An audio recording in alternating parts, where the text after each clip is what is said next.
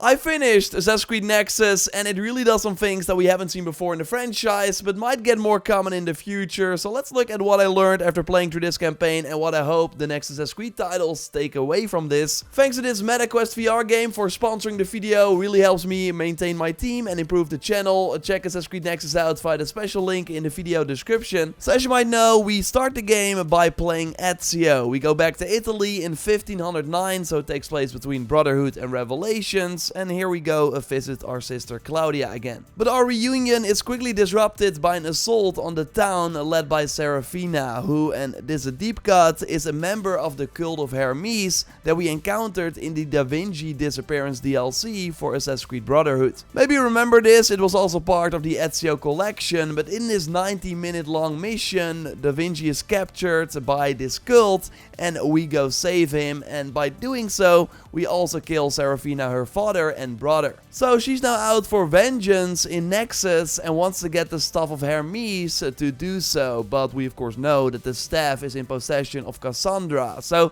already some interesting things going on. I of course won't spoil how it goes. We of course also play Kassandra, but in ancient Greece, 10 years after the ending of Odyssey, she still finds herself in the ongoing battle between Athens and Sparta, with Sparta now having taken control of Athens. Totally expect some conquest battle type encounters as well, but I overall liked how much more this felt like a traditional Assassin's Creed experience versus what Odyssey was. There are many missions where stealth is really important. You have to eavesdrop on NPCs, follow them without being spotted, steal their items, infiltrate parties without being noticed. It's a whole new way to experience this ancient Greece setting, and I really appreciated that, while still getting those big battles that make sense in this time period. And then we also of course control Connor during the siege of Boston, where he is going after Templars, although not everyone is who they seem. I really liked how Connor's missions also take place in the more urban environments, just like Ezio and Kassandra, but unlike them, there's also a mission in Newport, Rhode Island, so a swamp-like area without any large buildings to climb. Now instead, we have to take out commanders in the order we choose, and in the end, kidnap a British general. With Connor, you also have to infiltrate large ships, so they don't pose a threat anymore,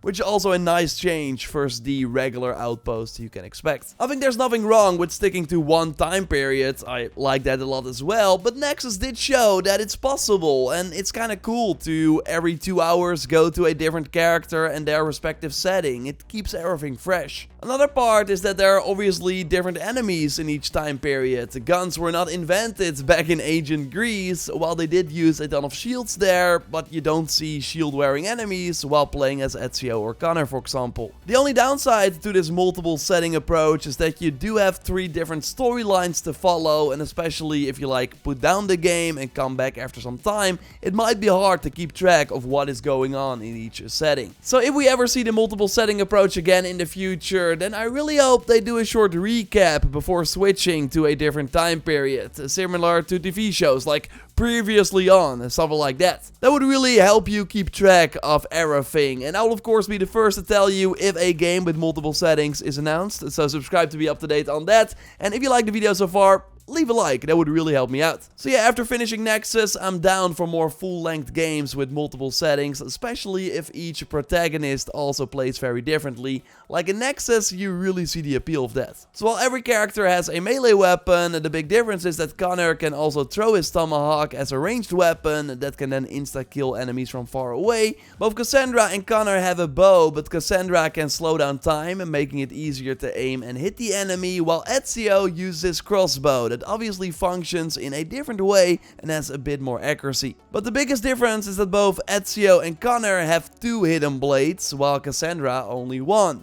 Especially because I figured out that the hidden blades are actually really powerful to use in combat as well. With 2 arms, it's namely very easy to block incoming attacks, and you can also brute force your way through multiple enemies by trying to break their defense and sticking the blade in their body. And it also feels pretty badass to fight everyone head on with 2 hidden blades, so please Ubisoft, bring back hidden blade combat in the newer games as well. But I still think the differences between the characters could be way more expanded upon, because even though there are these slight differences, each assassin in Nexus still mostly functions the same has the same tools, and also the eagle pulse to scan the environment. But it's already a step up from Assassin's Creed Syndicate. Like in that game, both characters also use the same tools, and you only really notice like a slight difference in playstyle near the end of the game. Because there you could unlock exclusive skills for Jacob that would make him more of a brute combat powerhouse, while Evie was a more stealth focused character, as you could carry more throwing knives, made less noise,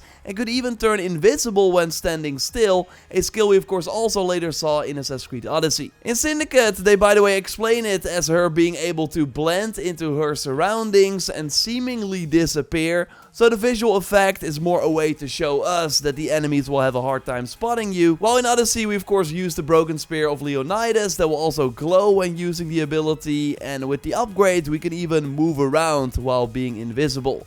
So again, curious if this also comes to Red. And I overall also really like the continued focus on creativity thanks to the return of tools. Mirage already did this with the many creative ways we can use the tools in that game, including the torch or noisemakers that were really powerful in combat as well. The trap can break walls, so you did not have to find the oil jar close by, and Nexus has a lot of this too, with me finding even more cool tricks as I kept experimenting. So in Nexus you have the throwing knives to take out enemies from afar, and by the way you can really pick them up from the body with the motion controls, which are really cool feeling. But you can also use the small knife from up close, or you can block an incoming attack with it, or throw a smoke bomb and then finish the enemy off with the knife. Another fun tactic I came up with is that if you during combat shoot an enemy with the bow, they drop on the floor so they don't instantly die, but they can just finish them off by walking up to them and hitting them with the bow.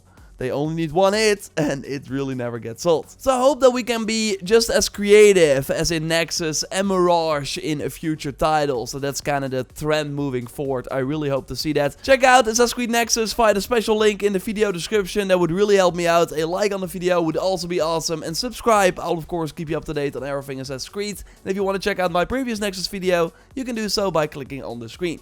I will speak to you very soon. Goodbye.